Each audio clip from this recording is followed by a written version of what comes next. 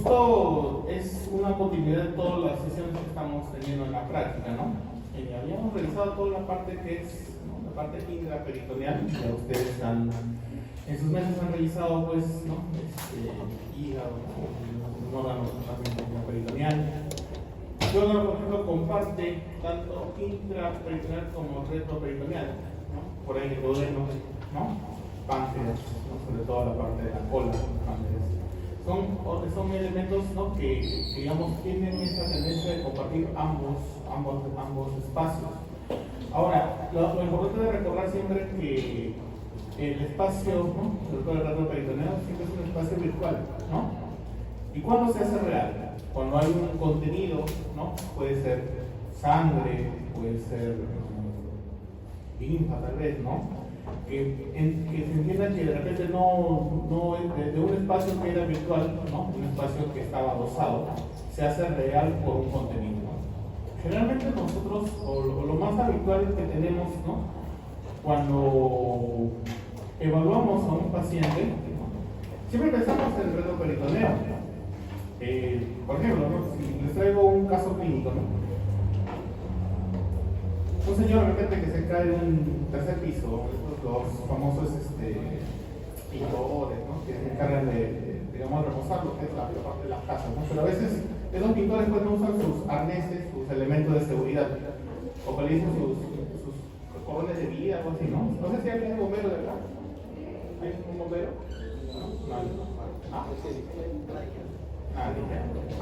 Ya, pero en todo caso, digamos, se da un accidente, de repente esta persona cae al suelo, ¿no? Y generalmente, bueno, llega inconsciente a un hospital, ¿no? Lo que comúnmente se hace, siempre se ingresa al paciente, se hace el triaje, ¿no? Y dependiendo del estado vital del paciente, pues pasa a una unidad que se conoce como trauma-shock, que es una unidad para revivir al paciente de repente que está inconsciente. En ese ambiente que se llama el trauma-shock, realmente se hace una evaluación siempre de cabeza a pies. El paciente se le desnuda por completo, se le hace el examen físico que ustedes van a evaluar, y pues tenemos a veces, ¿no?, o hacemos uso de un elemento que se llama un ecógrafo. El ecógrafo es un elemento que traduce un sonar. ¿Qué es el sonar? O sea, pasamos por la pared abdominal, ¿no?, una especie de cabezal, todo el abdomen, y lo que hace el sonar en la pantalla te va a transmitir ondas, ¿no?, que es un rebote en realidad. Es como un efecto de los submarinos, ¿no? Los submarinos, cuando van por el mar, por debajo del mar, eviten ondas para no chocar pues, con las rocas, para no chocar con otros barcos, ¿no? Algo similar funciona ese manito del ecógrafo, ¿no? Traduce un sonar, y lo que, digamos, una apariencia un poco blanquecina o líquida, ¿no?, nos indica que hay pues, ¿no?, líquido vivo. Pero a veces pasa el ecógrafo y no lo ve. Y las funciones y digamos las constantes vitales del paciente son inestables. No hay sangrado, ¿no? Entonces, ¿dónde está ese sangrado? No está intraperitoneal, sino muy probablemente está en el retroperitoneo. Es así como funciona, ¿no? Entonces, a veces se evalúa el paciente, no se descarta porque todavía está inconsciente, y digamos, dentro de los elementos que nosotros para evaluar es el retroperitoneo son las tomografías.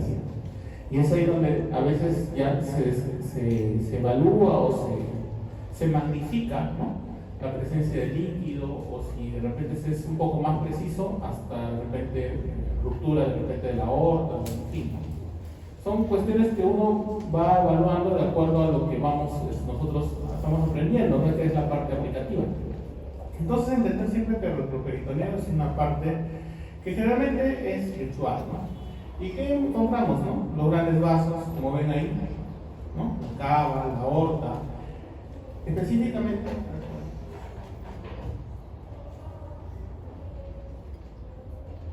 eso es lo que se conoce como la pelvis renal, ¿no?, donde vamos a encontrar la vena, ¿no?, la arteria renal, ¿no?, y el sistema colector, donde nosotros, digamos, en la parte del riñón, que va a ser la filtración, ¿no?, todos los elementos que llegan por la vascularización, transformarse pues en orina. Hubo una pregunta en su examen que justo fue en consideración la pinza, ¿no? La pinza mesentérica. Acá les presento, ¿no? Esta es la arteria mesentérica, ¿no? Que pasa muy, digamos, perpendicular, ¿no? Con la aorta y que cruza por debajo la vena renal, ¿no? Esta estructura la tienen que tener en cuenta, ¿no? Que han tomado. De repente era todo el espacio de la clase, pero creo que tienen que ir leyendo, ¿no? Pero eso es lo que se traduce dentro de la evaluación, que es una perpendicular de la arteria mesentérica con la aorta, en el cual de la vena cava pasa una rama para el riñón izquierdo, por debajo de la vena renal izquierda. Toda esta estructura se llama pinzano. Posteriormente, ¿qué podemos encontrar? Pues los grupos musculares que ustedes ya conocen, ¿no? Psoas ilíaco, ¿no? La parte más posterior, ¿no? Va a haber una lámina específicamente que va a delimitar, ¿no? Tenemos también la parte ósea, ¿no? La cresta ilíaca anterior superior con el pubis, ¿no? A través de la zona ligamentaria. Como ven acá también de repente puede ser, esto es de una fotografía pues, de un cadáver, ¿no? En el cual se ve, ¿no? La arteria aorta, perdón, de la arteria aorta, ¿no? Sale la mesentérica superior y lateralmente va a dar pues la vena renal izquierda, ¿no? Toda esta estructura se conoce como vena renal.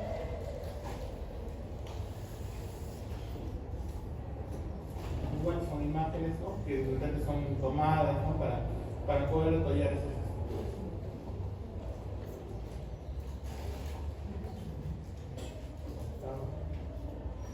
Recordar que en la parte del retroperitoneo, ¿no? Si vamos evaluando, ¿no? ¿Qué estructuras encontramos? Los grandes vasos, ¿no? Y lateralmente pues vamos a encontrar el riñón y justo en su polo superior la glándula suprarrenal. La glándula suprarrenal pues de por sí es un elemento que nos va a ayudar, que nos va a dar en relación a sustancias, ¿no? Aminoglucocorticoides, ¿no? Cortisol, ¿no? Parte del metabolismo. Es digamos vital o importante en el desarrollo, digamos en el quehacer, ¿no? Digamos de la estructura en el metabolismo humano. También recordar, ¿no? Justo acá vemos que hay venas y arterias que van destinadas directamente a la glándula suprarrenal, ¿no? Nacen directamente de una vena de la cava, ¿no? Y otra de la aorta. Entre algunas estructuras, acá tiene que tomar bastante atención, ¿no? Hay estructuras que pasan por encima, ¿no? Por ejemplo, la comentaba acá de la pinza, y otras estructuras arteriales que pasan por debajo de la vena, ¿no? Que tengan ustedes su punto de referencia. Entonces, para delimitar, ¿no? El retroperitoneo de los límites. Superiormente está por el diafragma, ¿no? Lo que hemos revisado en las clases de tórax. Inferiormente por un plano imaginario trazado refiere, ¿no? Entre ambas crestas ilíacas y el plano bicrestal. Tiene una pared anterior por la hoja posterior del peritoneo, una hoja anterior por la hoja posterior del peritoneo y posterior por la pared posterior del abdomen. Lateralmente este espacio refiere, ¿no? Va a encontrarse ubicado en las dos porciones, ¿no? Más distales de los últimos arcos costales o en el arco costal número 2. Esos básicamente son los límites que nosotros tenemos que evaluar o tener en cuenta. Inclusive acá yo les podría hablar de si nosotros delimitamos topográfica o quirúrgicamente en zonas, ¿no? Siempre la primera zona, la zona más peligrosa, es la zona 1, que es la zona central, por donde transcurren pues, los grandes vasos, la arteria, la cava. La zona 2 son las zonas laterales, ¿no? Donde están los riñones, ¿no? El pedículo renal. Y la zona 3 generalmente es la parte más inferior. Son elementos que nos ayudan bastante, ¿no? Cuando de la anatomía pasamos a la anatomía quirúrgica para detallar los puntos de sangrado. No olvidar también dentro de la región lumbalíaca, ¿no? Que está formado por los músculos, ¿no? El cuadrado lumbar, la parte posterior, el psoas menor y mayor y el músculo ilíaco, ¿no? Y básicamente derivado por los nervios del plexo lumbar.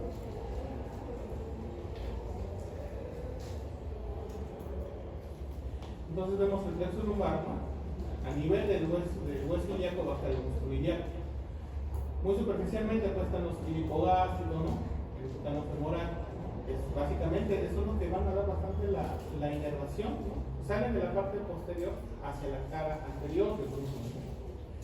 Y vemos acá, ¿no?, los nervios genitofemorales, ¿no?, que tienen una particularidad, van por delante del psoas y van, digamos, por la parte de la pared, ¿no?, del conducto SC, debajo del ligamento inguinal, vemos el genitofemoral, de la rama femoral.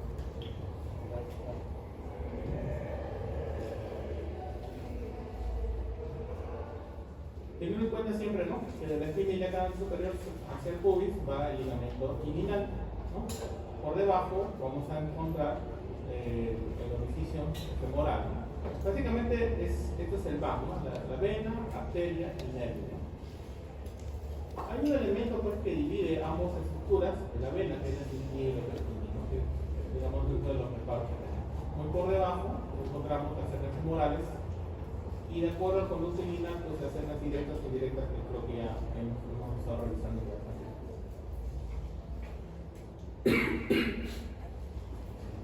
Agua.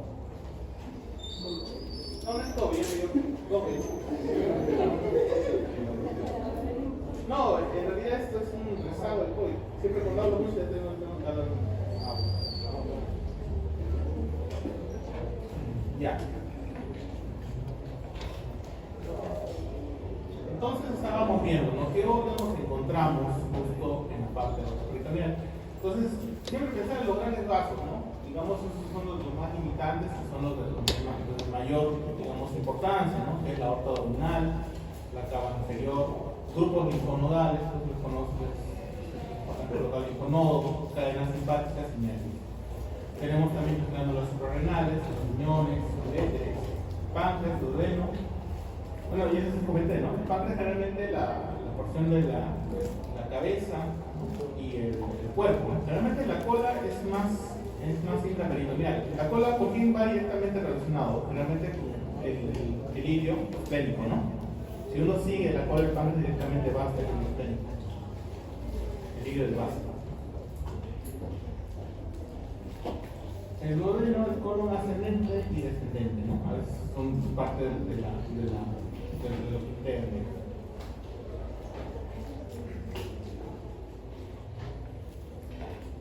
Entonces, más o menos para ir viendo, ¿no?, lo que está acá, dentro del mouse, ¿no?, lo que está posterior a la curvatura menor, ¿no?, son los órganos retroperonales. Acá, como vemos, el páncreas, ¿no?, que va en contacto con el hígado del vaso. Más posterior vemos los riñones, ¿no?, los músculos, ¿no?, los transversos, digamos, en la parte posterior.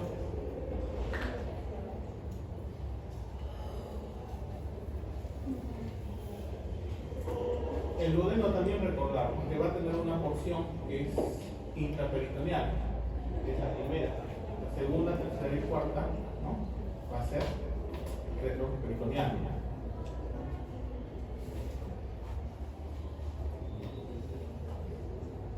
En el retroperitoneal mediano, por eso les comentaba, ¿no?, con nosotros a veces quieren llamar la clasificación, a veces hacemos por zonas, ¿no? Generalmente esta es la zona 1. ¿Y por qué es la zona 1? Porque es la más importante, porque en el niño contiene grandes vasos, por ejemplo, ¿no?, la aorta, en los cuales están desde el D12 a L4, ¿no?, y obviamente vasos colaterales. Ya hemos estado hablando de algunas de ellas, ¿no?, las mesentéricas, los superior y inferior.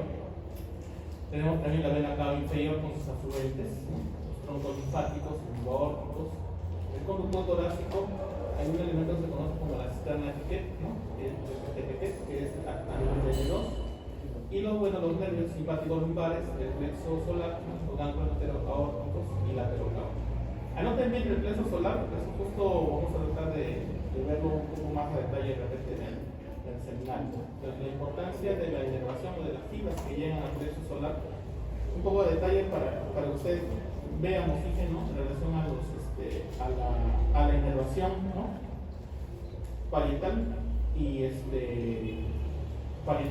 visceral de los órganos internos, ¿no?, del abdomen. El plexo solar. Lo voy a comentar un poco en el seminario. Entonces vemos, ¿no?, la distribución de los nervios, ¿no?, de todos los conductos, ¿no?, los plexos, el plexo mesentérico, ¿no?, superior, inferior, con sus ramas discomunales, ¿no? Entonces como para referencia, ¿no?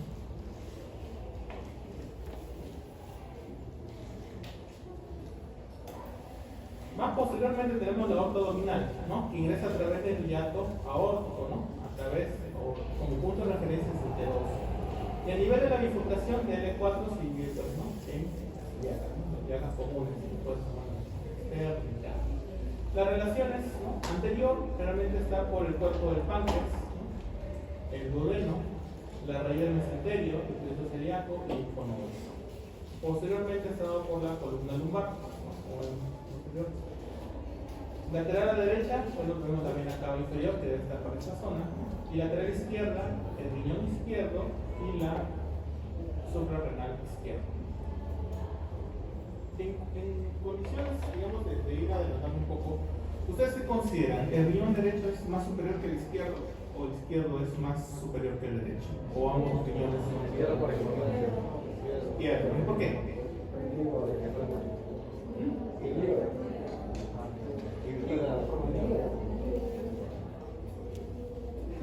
El hígado.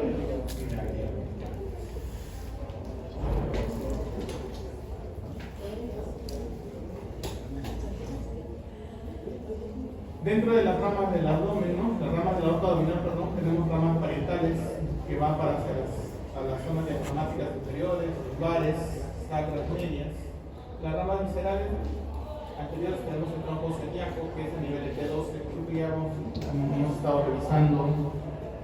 La práctica celíaco ha sido, creo que la segunda práctica, ¿no?, de estómago duodeno. Ahí vemos el tronco celíaco de las tres ramas. Ahora estamos revisando, pues, la mesentérica superior y inferior, ¿no? La mesentérica superior, el punto de referencia sería L1 y la inferior L3. Laterales, ¿no?, tenemos estas laterales son para los riñones, ¿no?, tanto las capsulares medias, renales y las gonadales. Y como adelanto, ¿no?, las arterias gonadales nacen tanto la derecha como la izquierda, así como en varones están las arterias gonadales, en las mujeres están las arterias ováricas. ¿Salen de la aorta abdominal? No, ¿salen o no salen de la aorta abdominal? La arteria gonadal nace de la derecha, nace de la aorta, y la gonadal izquierda sale de la arteria renal izquierda. Vamos a ver gráficas porque es importante. De repente ustedes también verán por qué un testículo es más bajo que el otro.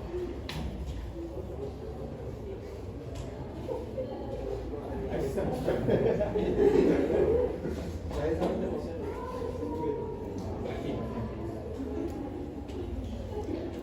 Bueno, vamos viendo la infección, los planos anatómicos, la vascularización, ¿no?, desde la aorta abdominal que va dando ramas a través de todos los pasos por el peritoneum, ¿no?,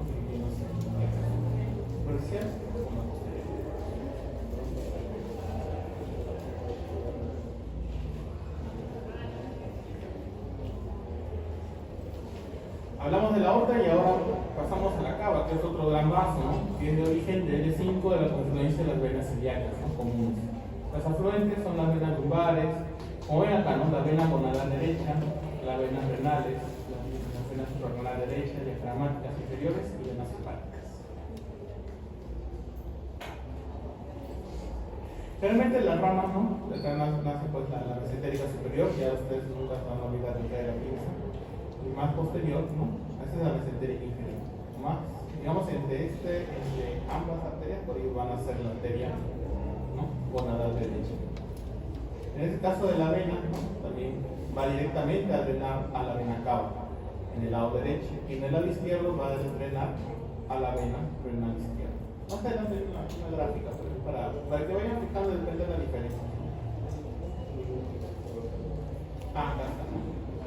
Entonces vemos, ¿no?, cómo está bien la vascularización de la aorta y lo particular que tiene de repente entre el lado derecho y el lado izquierdo, ¿no? Realmente, a ver, déjenme reírse, por favor. En la vena cava, ¿no?, tenemos la vena espermática, ¿no?, y bueno, ovárica en la mujer, directamente a la cava. para el lado derecho. Y para el lado izquierdo vienen acá las dos ramas que dan, ¿no? Viene una vena, ¿no?, espermática directamente a la vena renal, y más posterior vamos a ver la arteria espermática de varón u ovárica de la mujer. Ambas, miren, hacen un ángulo pues, de 90 grados, ¿no? Por eso a veces hay esa tendencia. Esa es la explicación fisiológica.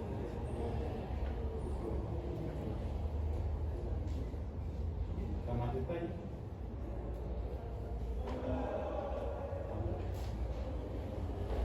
Entonces acá vamos a ver, no el origen, ¿no? Ustedes ya conocen, son las tributarias, son los que van a llegar a la vena cava a contribuir para digamos, continuar su paso hasta llegar hasta el corazón y terminar con oxigenarse, ¿no? Tenemos de la pared inferior del frénico, ¿no?, de la vena hepática, las suprarrenales, la vena renal. Acá vemos la testicular ovárica de la vena derecha, es directamente tributaria. Por eso que hacen esa salvedad. La vena testicular ovárica es del lado derecho, es una vena que es directamente tributaria. No se vayan a confundir, ojo ahí. La lumbar ascendente, ¿no?, de la pared, no es directamente tributaria, la ilíaca común y la media.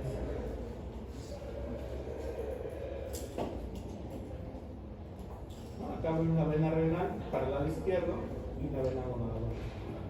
Vamos acá también, o sea, la parte de la vena cava, ¿no?, que acá se está generando pues, de las venas lumbares más directamente, más posterior a la vena cava. Entonces, es como una posición un poco tridimensional, ¿no?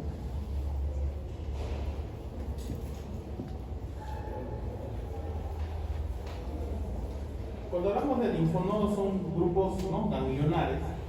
Ya de por sí sabemos que los linfonodos pues, es parte de un mecanismo de defensa, ¿no? Siempre recordemos que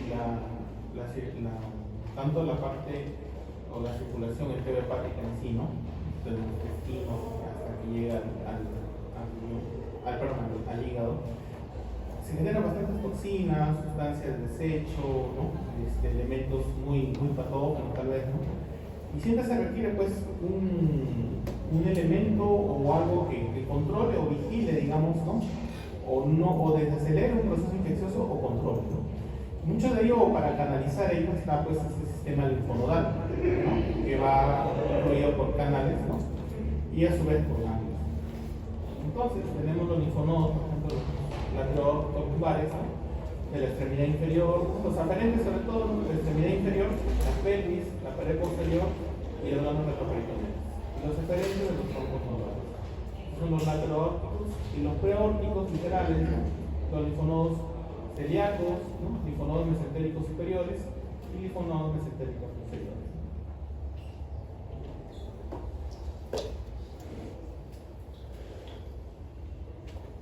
Cuando uno hace la disección, ¿no?, cuando tenemos esto, o sea, tenemos o sea, un paciente de repente que tenga un grado de neoplasia, siempre es importante determinar los grupos linfonodales, ¿no? Justo, no sé si ustedes conocen el TNM, ¿no?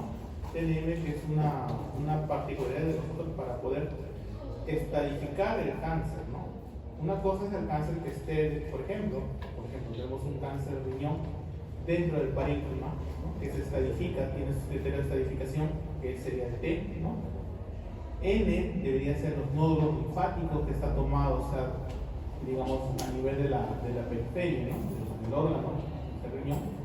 Y M significa el grado de metástasis, ¿no? Si hay metástasis, 0 si hay metástasis, y 1, M1 sería si es metástasis a distancia.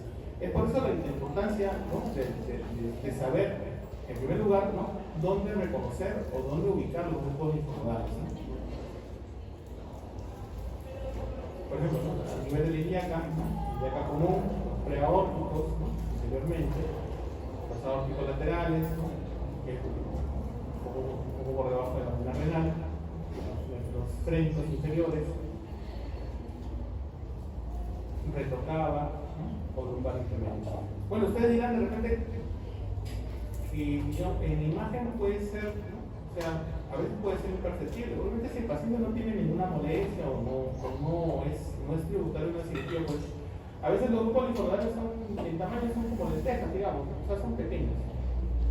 Pero si es que este paciente de repente tiene una neoplasia o ya tiene ya un cáncer en situ o cáncer avanzado, al momento de hacer esta inyección van a ser reconocibles, o sea, ya se nota indurado, se nota ya como el componente inflamatorio, sobre todo indurado, ¿no? Que es lo que nos indica ya que de repente es un ganglio reactivo.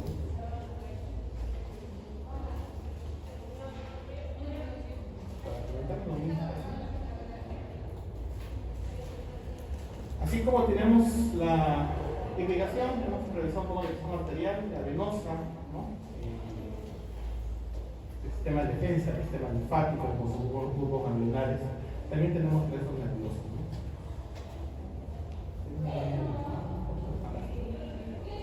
Tenemos una visión anterior y una visión lateral, ¿no? Entonces tenemos que recordarlo. Estos músculos, ¿no? Estos músculos se llaman diafragma. A través del diafragma, ¿no? Van a penetrar algunos grupos nerviosos. Por ejemplo, el nervio vago, ¿no? Que va a estar muy cerca de la arteria izquierda, ¿no? Para el lado izquierdo, ¿no? Para el lado derecho tenemos los nervios esplánicos torácicos inferiores, que ustedes ya conocen, pues va de T5 a T12, ¿no? Que pertenece o tiene una estructura, ¿no? Extracelular del sistema nervioso simpático.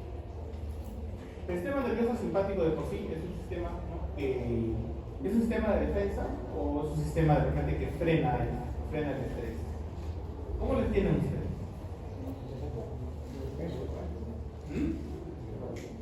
Es un sistema de defensa, ¿no? Depende de cualquier reacción. Inmediatamente de repente hay un temblor, un terremoto, ¿no? Salimos y de repente estamos ya en nuestra área de seguridad. Por ahí tenemos agitación, sudamos, nos sentimos nerviosos, ¿no? Está influyendo el sistema nervioso.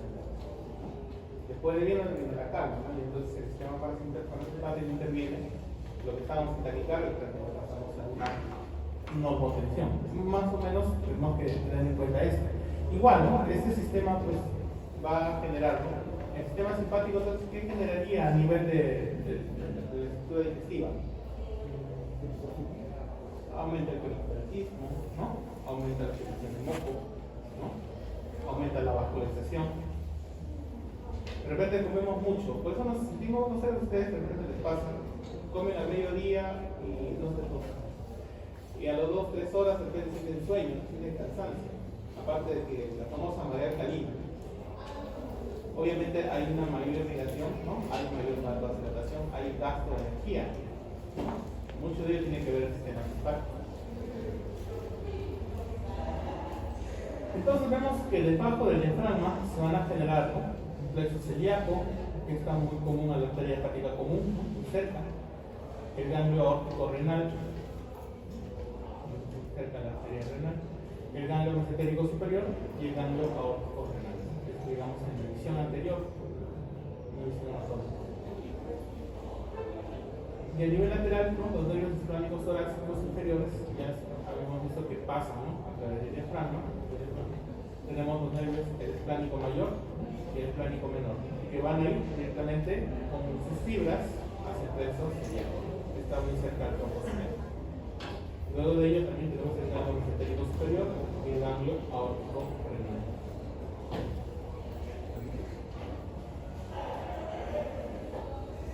Entonces vemos que esas ambas estructuras, ¿no? Eso en realidad sería pues el plexo celíaco, ¿no?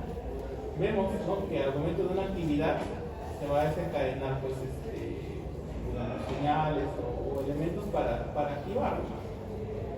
Pasa ahorita de repente, no sé, ustedes hacen una apuesta y se invitan una parrillada. Entonces se empiezan a comer, ¿no? Y digamos a la hora de procesar el alimento, ¿qué es lo que más importante va a ser para digerir ese alimento? O sea, la secreción de bilis, ¿no? Secreción pancreática. Pues estamos saliendo de estas clases de vía biliar. Entonces se va a generar, ¿no? A nivel de la vía biliar, ¿no? Los elementos o el mensaje, ¿no? El mensaje nervioso para poder liberar bilis, para poder liberar, digamos, secreción pancreática, ¿no? Para poder metabolizar.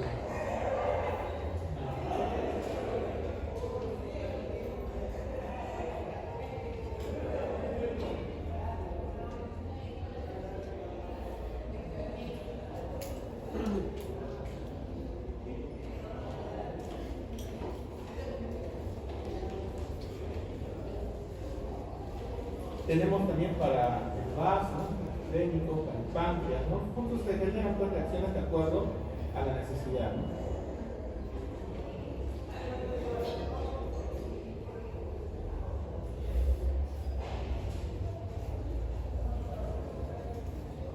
Tenemos también, si hablamos de sectores, ¿no? Más o menos yo estaba hablando, el sector 1 generalmente es donde están los gases bajos, ¿no? Ahora, la parte sector lateral, que es, digamos, a nivel de los flancos, ¿no? Tenemos el suprarrenal, tenemos los riñones, los uréteres, los vasos endermáticos, los subováricos, y los ramos colaterales largos del plexo lumbar.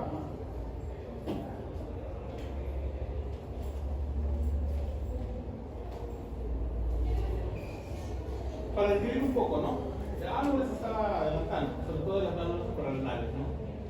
Realmente está ubicada en los polos superiores, ¿no? de los riñones, miden en el hocico por 3x1, tiene una forma triangular o semilunar, y tienen dos regiones funcionales, ¿no? Una corteza y una médula. La corteza pues va a generar mineralocorticoides, glucocorticoides, 7 cetoesteroides, ¿no? Que básicamente tienen que ver con el mecanismo de homeostasis, digamos los glucocorticoides, ¿no? Tienen que ver con el mecanismo de ayuno, acumulación, ¿no? En fin.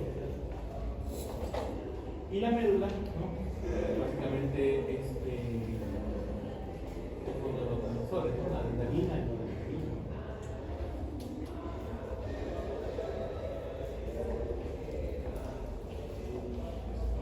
¿Cómo está irrigado la glándula suprarrenal, no? Tenemos una irrigación arterial a nivel de la arteria capsular superior, que es rama directamente de la diafragmática inferior, la capsular media, ¿no? Por la aorta abdominal, y la capsular inferior de la renal. Entonces vemos que tiene una irrigación compartida, no necesariamente de un mismo origen. Y el drenaje venoso, bueno, una lámina anterior que he explicado, ¿no? Que va a la vena suprarrenal derecha, a la vena cava inferior, y la izquierda a la vena renal izquierda, ¿no? Y los grupos linfáticos, bueno, son los grupos laterales. A veces hay tumores o, digamos, digamos, que hacen crecer demasiado, ¿no?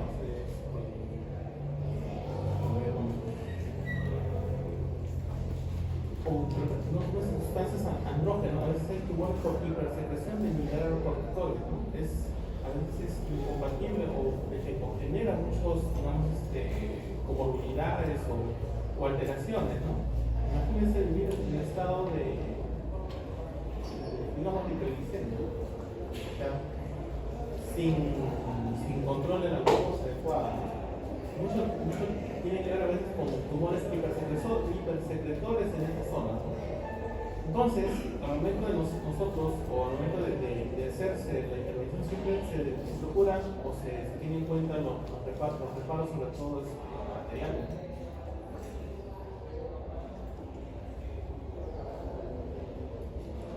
La inervación básicamente dada por el complejo celíaco, los ganglios hispánicos mayores, todas sus células como las tomografías se actúan como segurando.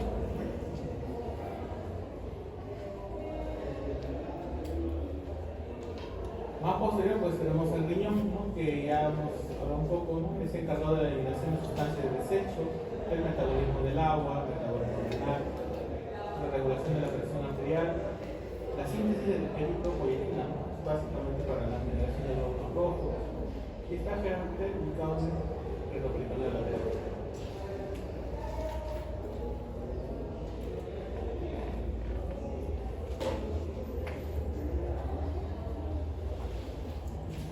Hay algunos reparos que hay que tener, ¿no? Tenemos, ¿no? La forma del riñón generalmente es un frijol, digamos, pero tenemos una parte cóncava, ¿no? Del anterior y una parte más plana posterior.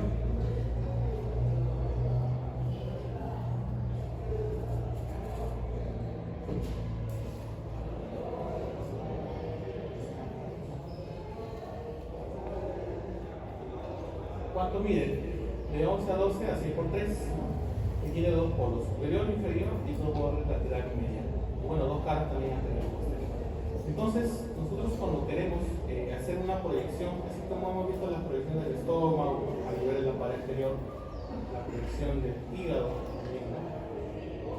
A nivel de los espacios intercostales. Vemos que a nivel posterior, ¿no? Entre la sexta, séptima, octava y cuarta, ¿no? Sexta, séptima y octava, ¿no? Encontramos digamos, el polo inferior, ¿no? El riñón, un poco más descendido, el riñón del lado izquierdo, de la quinta vértebra anular.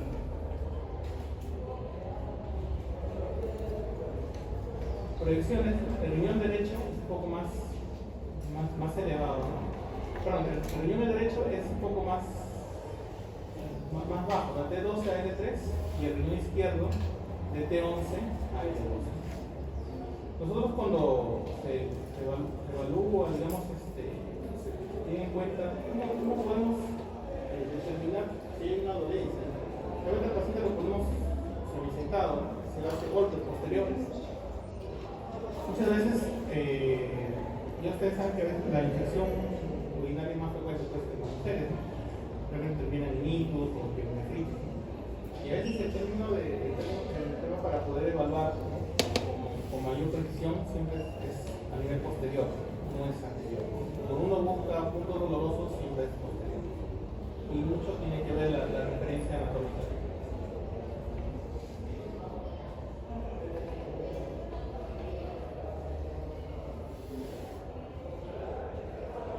Vemos la disposición entonces, ¿no? A nivel del pedículo, ¿no? Vemos, por ejemplo, hablemos del riñón derecho, ¿no?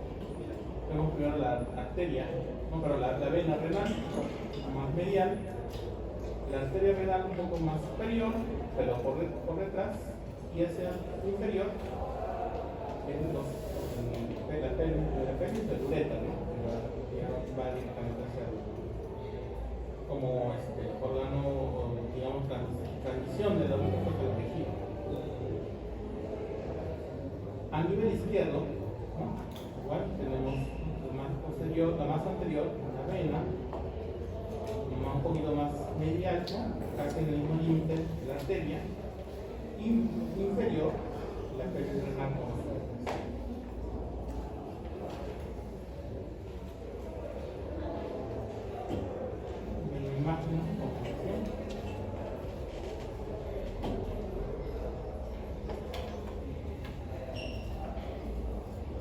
vemos que para el lado izquierdo, vemos que el riñón, ¿no? Está un poco más ascendido por el lado izquierdo, a diferencia del derecho, ¿no? Ustedes ya me habían comentado, es por el tema del espacio del pues, el hígado, ¿no? Realmente le encontramos a nivel de 11 en el lado izquierdo hasta el 2, a diferencia del derecho, de 12 hasta el 3. Justo acá es la imagen posterior, acá donde se trata de evaluar al paciente, ¿no? Se evalúa haciendo golpes secos en la parte posterior.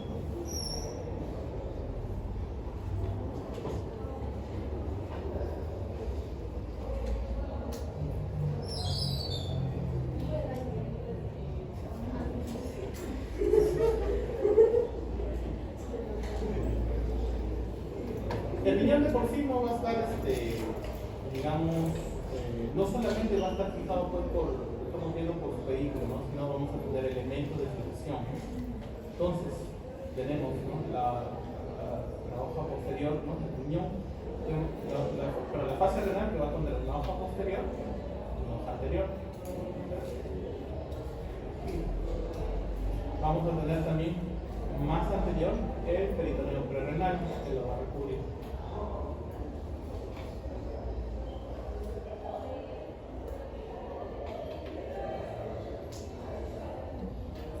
Es un corte transversal, ¿no? Realmente el riñón está suspendido, ¿no? por esta fase. Más interior va a tener un espacio prerrenal, ¿no? Y hacia posterior, ya justo caminando con un grupo muscular, la fascia postero perirenal.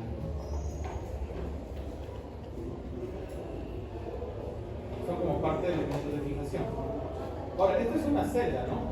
¿Qué pasa si de repente el paciente o la persona de un momento a otro tiende a bajar de peso? Este elemento de fijación se hace un poco no tan funcional.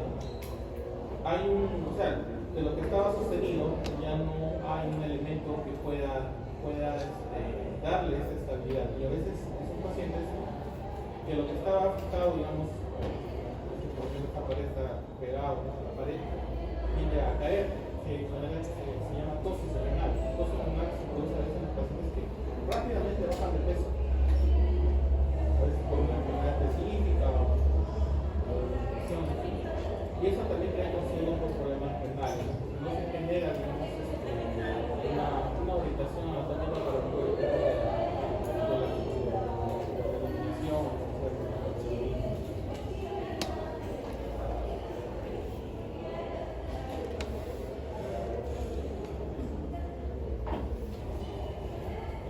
Dentro de las relaciones va a haber una diferencia. En el riñón derecho, como ustedes han dicho, pasa la cara inferior del hígado, ¿no? Por eso le da un poco más de profundidad. La glándula suprarrenal derecha, en contacto. La segunda porción del duodeno, el colon ascendente, los ángulos, y la vena cava inferior. Y en el riñón izquierdo tenemos la glándula suprarrenal izquierda, la cola del páncreas, la cara posterior del estómago y el colon descendente. Para ambos, como relación posterior, van a tener pues el diafragma con la fascia costilla, el músculo cuadrado lumbar, los nervios abdominogenitales y un nervio femoral.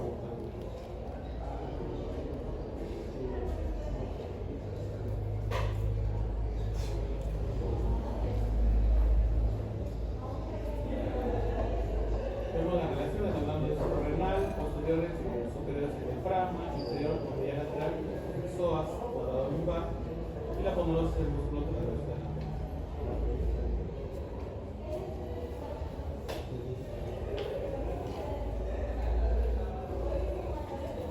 ¿Qué proyecciones tenemos, no? Por ejemplo, anteriores, en el riñón derecho se va a proyectar, ¿no?, el polo superior del hígado, la segunda porción del duodeno o el ángulo hepático del colon.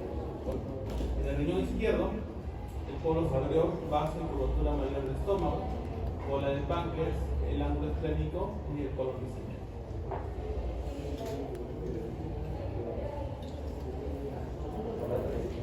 Vemos las relaciones, ¿no? Por ejemplo, acá está el duodeno, porque tenemos en contacto, ¿no? Pero hemos separado también por una fase, tanto en el riñón derecho como en el riñón izquierdo.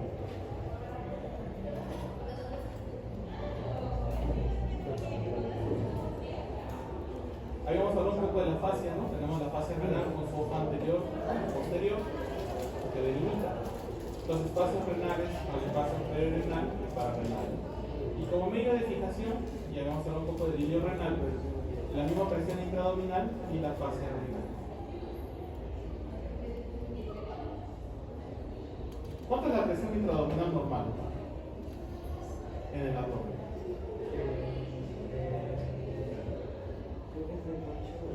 O en el abdomen tenemos presión negativa.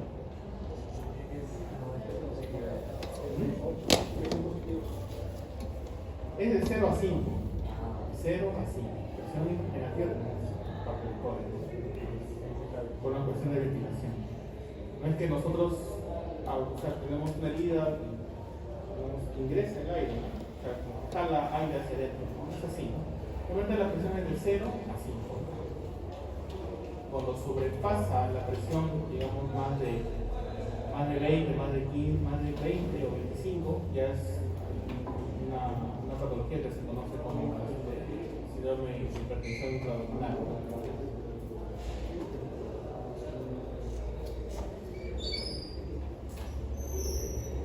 Tenemos la posición anatómica, ¿no?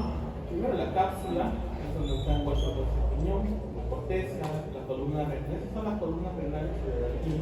Son los cálices mayores, cálices menores, ¿no? Donde se vaya toda la parte de la colección hasta la pelvis, directamente al útero. Vemos la médula, pirámide, papila. Y el hilo renal, bueno, la vena, la arteria y la pelvis.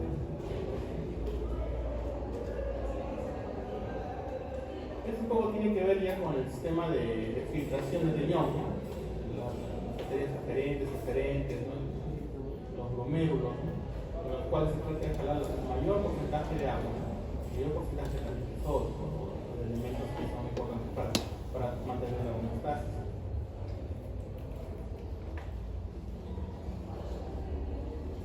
Y recordar que en esto, digamos, la circulación no van a tener circulación anatomótica, todos van a tener un término de circulación terminal, ¿no? Van a ser las arterias arteriolas, ¿no? ¿Por qué? Porque debe haber un pasaje, ¿no?, de estos elementos filtrados, en los cuales los elementos de desecho pues, van a dar hacia el uréter, ¿no? Y el resto se les venas, ¿no?, para poder volverse a utilizar.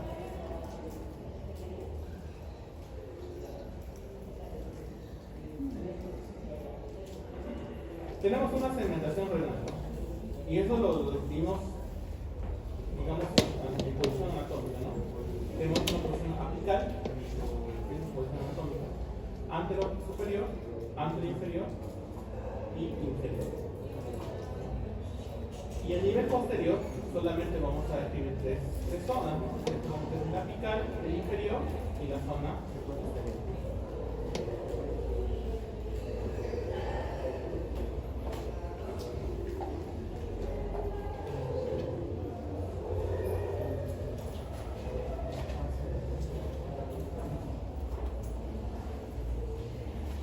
Vemos acá viene la ubicación en esta disección anatómica. Primero vemos, ¿no?, pasa la vena renal, ¿no? Justo estamos acá en la pinza que hemos comentado, ¿no? Más superior, vamos a encontrar la arteria renal y hasta por inferior la pelvis renal, ¿no?, los uréteres.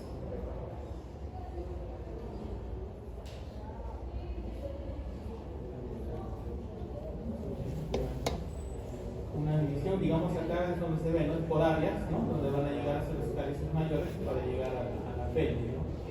Y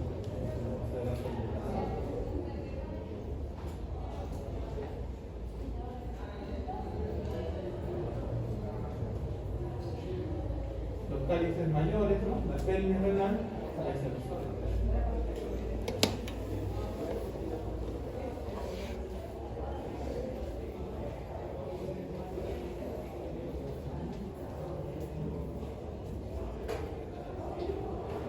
¿Cómo se da el tema de irrigación, ¿no? Vamos a encontrar tres arterias, la cápsula inferior, las pielobretéricas y para la cápsula liposa, que son las colaterales. Y va a tener arterias terminales que justo va a coincidir, ¿no?, con la zona de segmentación. Por ejemplo, vamos a tener una rama apical, anterosuperior, anteroinferior y inferior, y para la zona posterior, como la rama posterior. La vena renal generalmente tiene una sinonimia en relación a las arterias que ingresan, ¿no?, y los linfáticos, los linfonodos laterales.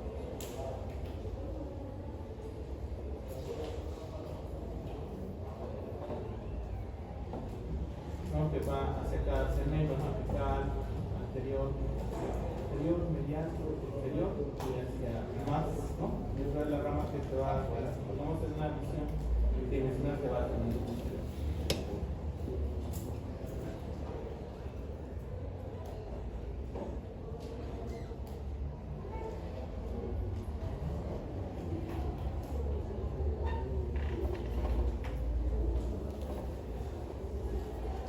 Eso básicamente tiene que ver con la irrigación, ¿no? No es una irrigación que es una irrigación terminal, ¿no?, por lo que pasa de todos los elementos de filtración, ¿no?, a través de las médulas de la corteza.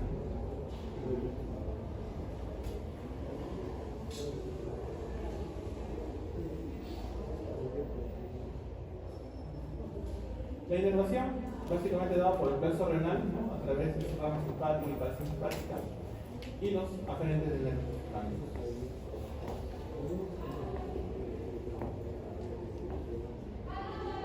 Un poco para describir, ¿no?, puede ser ver que dentro de la segmentación de la parte inferior de la médula, ¿no?, del riñón, va a tener cálices menores, ¿no?, los cuales van a llegar a la zona de segmentación.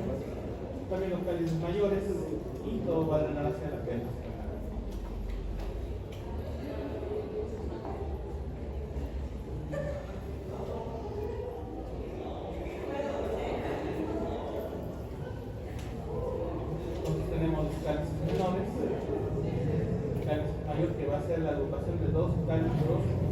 menores, ¿no? Los pares menores. Y todo hacia la zona de la columna.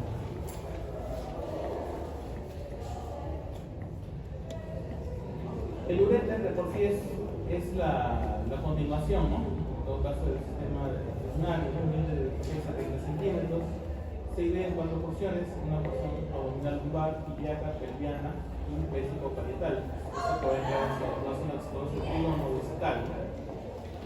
De irrigación, en el tercio superior está dado por las arterias piloudetéricas, tercio medio por las arterias gonadales y el tercio inferior por la vesical. Un poco de la parte de irrigación que es semental en el total.